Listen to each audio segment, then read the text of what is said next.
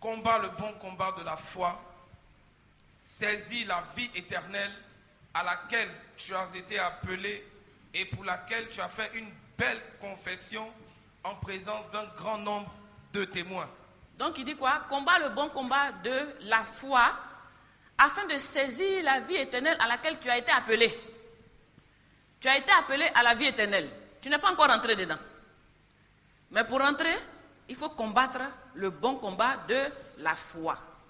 Donc, le combat de la foi, le combat spirituel, c'est pour tous ceux qui veulent rentrer dans la vie éternelle. C'est pour ça que je dis quoi? Ce n'est pas une option. Si tu es un chrétien, tu dois combattre ce combat-là pour pouvoir saisir la vie éternelle. Tu es déjà appelé, n'est-ce pas? Tu es déjà qualifié. Mais pour y entrer, il faut combattre le bon combat de la foi. C'est toi-même qui dois saisir la vie éternelle par le combat que tu vas mener. On dit, tu as fait une si belle confession devant le monde, n'est-ce pas? J'accepte Jésus, je déclare, je dis tout, je suis d'accord, tout. Tu as confessé Jésus-Christ devant le monde. Maintenant, pour saisir la vie éternelle, combat le bon combat de la foi. Comme Paul pouvait dire quoi? J'ai combattu le bon combat. J'ai achevé ma course. La couronne de justice m'est réservée. C'est-à-dire, lui, il a combattu. Et il a saisi pour lui. Toi, tu dois combattre. Et puis maintenant, saisis aussi pour toi-même.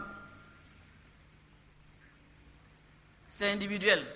On dit le salut est personnel. C'est individuel, c'est personnel. Personne ne va saisir la vie éternelle pour te donner. Sinon, Dieu lui veut que ce soit toi. Mais c'est toi qui dois saisir la vie éternelle. Par ce passage-là. Combat le bon combat et puis saisis la vie éternelle. Donc, à la fin du bon combat, il y a la vie éternelle. Donc, le désir de Dieu pour toi, dans le combat spirituel, c'est qu'à la fin, tu puisses recevoir la vie éternelle. Malheureusement, le désir du diable pour toi dans ce combat, c'est qu'à la fin, tu puisses être en enfer éternellement avec lui. Donc, Dieu veut qu'après le combat, tu reçoives la vie éternelle. Le diable voudrait qu'après le combat, tu sois dans l'enfer éternel. Chacun a un objectif. Dans les deux camps, il y a un objectif. L'autre, il contre-attaque, il attaque pour te faire sortir, pour que tu perdes la vie éternelle. Mais toi, tu combats pour conserver, pour saisir ta vie éternelle. Parce que tu ne veux pas perdre.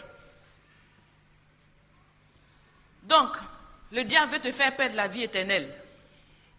Et qu'est-ce qu'il va utiliser? Des ruses. Je dis, le diable ne va jamais venir te dire que je suis en train de te combattre. Ça, là, il ne faut même pas rêver. Tu ne sauras même pas. Parce qu'on dit quoi? Il est subtil. Il est malin. N'est-ce pas? Il s'appelle le malin. Il est rusé. Donc, il n'utilise pas des moyens pour que tu te rendes compte et que tu te réveilles. Il va te maintenir dans, comment on appelle ça? Dans l'assoupissement. Il va t'endormir. Pour te finir, il va t'endormir. Tu ne vas pas te rendre compte. Jusqu'à ce que tu te réveilles en enfer avec lui. Mais Dieu ne veut pas cela. C'est pour ça qu'il veut que tu connaisses la vérité, afin que tu sois affranchi. Donc, il va utiliser la ruse. Lisons Éphésiens 6, versets 11 à 12. Revêtez-vous de toutes les armes de Dieu, afin de pouvoir tenir ferme contre les ruses du diable. Amen. Donc le premier passage dit quoi? Revêtez-vous de toutes les armes de Dieu, afin de pouvoir tenir ferme contre les ruses du diable. Tout ça pour dire quoi? Le diable, il est rusé. Et il a un objectif, vous combattre pour vous emmener en enfer. C'est pour ça qu'on dit quoi? Revêtez-vous de toutes les armes de Dieu. Donc Dieu a mis tout ce qu'il faut à ta disposition pour que tu ne tombes pas dans ce combat. Vous voyez? Il a tout mis à ta disposition. Mais si tu ne sais même pas qu'il y a combat, si tu n'utilises pas ce que Dieu a donné pour contre-attaquer, pour se libérer, mais tu seras vaincu. Tu seras vaincu. Et Dieu ne peut rien faire dans ça. Parce que ce qu'il faut pour ne pas que tu sois vaincu, pour que tu tiennes ferme jusqu'à la vie éternelle, tout est déjà pourvu. Continue la lecture.